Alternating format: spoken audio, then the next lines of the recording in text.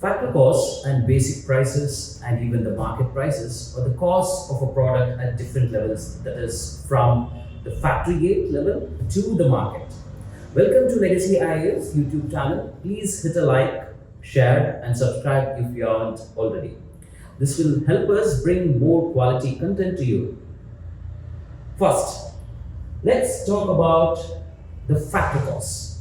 Factor costs refer to the direct costs of production, such as the cost of the raw materials, labor, energy. In simple terms, we can just say that factor costs are the costs of factors of production. Let's take an example.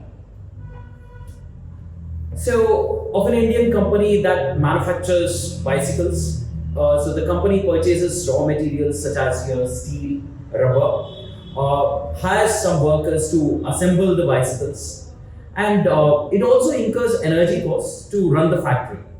So the cost of raw materials, that is the steel and rubber, let's suppose it to be somewhere around 2000 rupees. The wages paid to the workers for assembling the bicycle is somewhere around 500 rupees. And then the energy cost to run the factory per cycle, let's suppose one cycle is produced per day, and that would be costing somewhere around 1000 rupees. So all of it put together, it adds up to 3500 rupees. So in India, it's important for the businesses to understand and manage their factory costs in order to remain competitive in the global market. By keeping the factory costs low, companies can offer the products at a lower price and still make a fair bit of profit. This can be a key advantage in a highly competitive market. Now let's talk about the next set of costs, that is the basic prices. So the basic prices are also known as the producer prices. This includes the factor costs as well. And it includes any additional costs in the form of production taxes like your property tax, stamps and registration fees. We must remember to remove one important thing from it. That is the subsidies which are provided on the entire production value maybe. So entire production facility gets some subsidies sometimes from the government side. Say for example, subsidy in the property tax itself. This is because the firm is not incurring costs. That is why you are supposed to remove it. So basic prices calculation is something which we are supposed to look here in the same example. So using the same example of that Indian company that manufactures the bicycles, we know that the factory cost of producing one bicycle is 3500. However, the company also incurs additional costs such as the property tax. So the company may need to pay a property tax of rupees 10,000 per year, right? Assuming that the firm produces 100 bicycles in a year, the production tax per bicycle becomes just 100 rupees.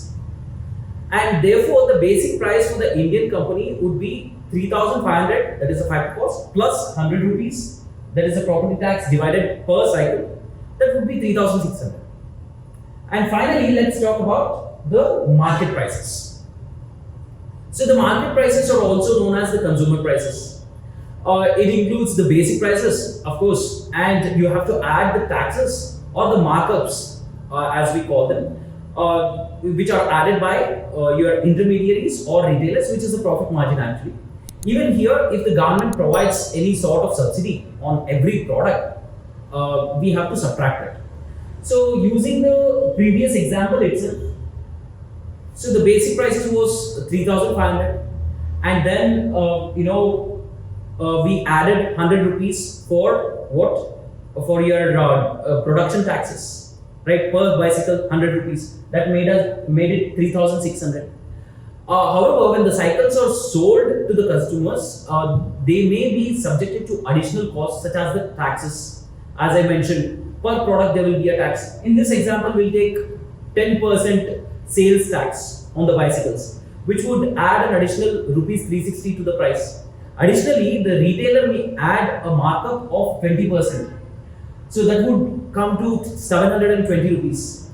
So total price now, that is the market price, would be 4680 rupees. So that would be the market price of the bicycle. So it is important to note that the market prices can fluctuate due to the supply and demand, while basic prices may remain relatively stable. So is the case with your factory costs as well.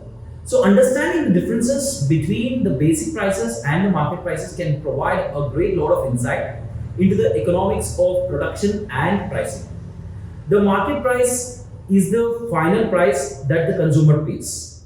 It includes all the costs, the markups from the manufacturer, wholesaler, distributor, and the retailer.